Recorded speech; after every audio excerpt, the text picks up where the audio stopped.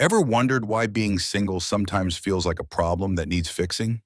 Have you caught yourself scrolling through endless couple selfies and thinking, is happiness reserved only for people in relationships?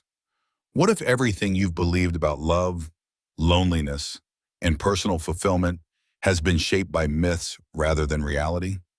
Could it be possible that singlehood isn't a waiting room for happiness, but a destination filled with its own joys and meaning? Let's open the pages of How to Be Single and Happy and ask, is it time to rethink what it means to thrive on your own? How to Be Single and Happy is an empowering guide that dismantles the stigmas surrounding singlehood and offers science-backed strategies for finding contentment outside of romantic relationships. The book doesn't just tell you to love yourself or be patient until you're in a relationship. Instead, it challenges the conventional wisdom that equates being single with being unfulfilled, and it shows how embracing single life can lead to genuine happiness, resilience, and personal growth. Challenging the myths of singlehood. The book begins by addressing the pervasive cultural narrative that being in a relationship is the only way to be truly happy. Society often frames single people as incomplete, lonely, or waiting for life to begin. This mindset can create unnecessary shame and pressure, making single individuals feel as though something is wrong with them. But these beliefs are myths, not facts. The book asserts that happiness isn't dependent on relationship status. It's a skill that can be cultivated solo. The power of acceptance. One of the core ideas explored is acceptance. The book doesn't mean settling for less or giving up on hope.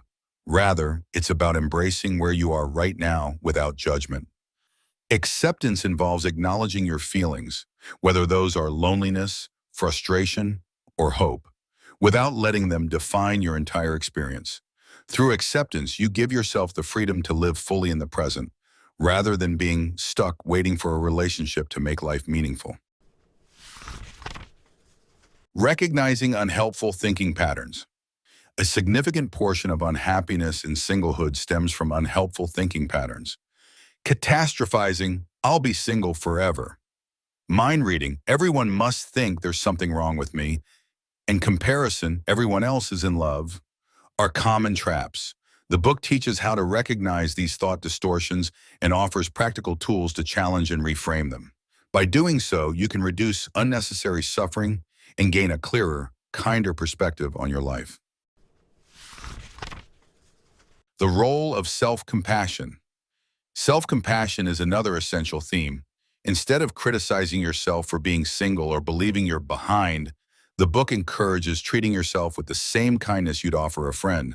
Self-compassion isn't just about feeling good, it's about actively supporting yourself, especially during moments of vulnerability. Practicing self-compassion can help break the cycle of self-criticism and foster emotional resilience, making single life not just bearable, but enjoyable. Pursuing values over validation. Rather than chasing external validation through relationships, attention, or social approval, the book recommends focusing on living in alignment with your core values.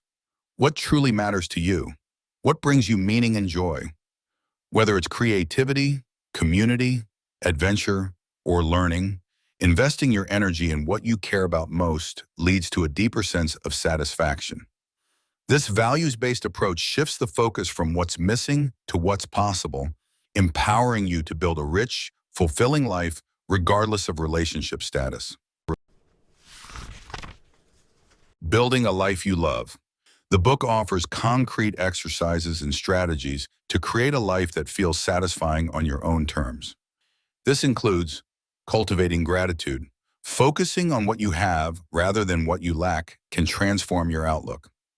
Strengthening social connections. Building strong friendships and nurturing family ties provide support and joy, independent of romantic love. Pursuing passions. Engaging in hobbies, learning new skills, and pursuing goals bring meaning and excitement to your everyday experience. Prioritizing well-being. Physical health, mindfulness, and self-care are emphasized as foundations for happiness. Navigating loneliness. Loneliness is acknowledged as a real and sometimes painful part of single life, but the book treats it with nuance. Loneliness isn't a sign of personal failure. It's a universal human emotion. By normalizing loneliness and providing tools to cope with it, such as reaching out to others, practicing mindfulness, or engaging in meaningful activities, the book helps readers respond to loneliness without shame or panic. Opening up to possibility. Importantly, the book doesn't suggest giving up on relationships if you want one. Instead, it advocates for approaching dating from a place of wholeness rather than desperation. When you're happy as a single person, you're more likely to make wise choices in love, avoid settling for less, and build healthier relationships if and when you do partner up. Science-backed strategies. Throughout its pages, the book draws on research from psychology, mindfulness, and behavioral science. These aren't just feel-good ideas. They're evidence-based techniques proven to boost well-being, increase resilience, and foster a sense of purpose. The guidance is practical and actionable, making it easy to integrate into daily life. Moving forward with confidence. By the end of the book, readers are invited to see singlehood not as a state of lack, but as a unique opportunity for growth, adventure, and self-discovery. Far from being a problem to solve, single life is presented as a valuable chapter that can be filled with joy, connection, and meaning. So after turning the last page, do you still think singlehood is just a waiting room for love? Or could it be the main event?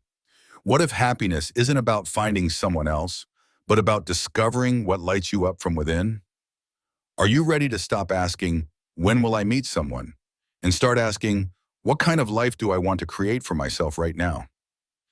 If this book sparked any new thoughts or feelings, what will you do differently today?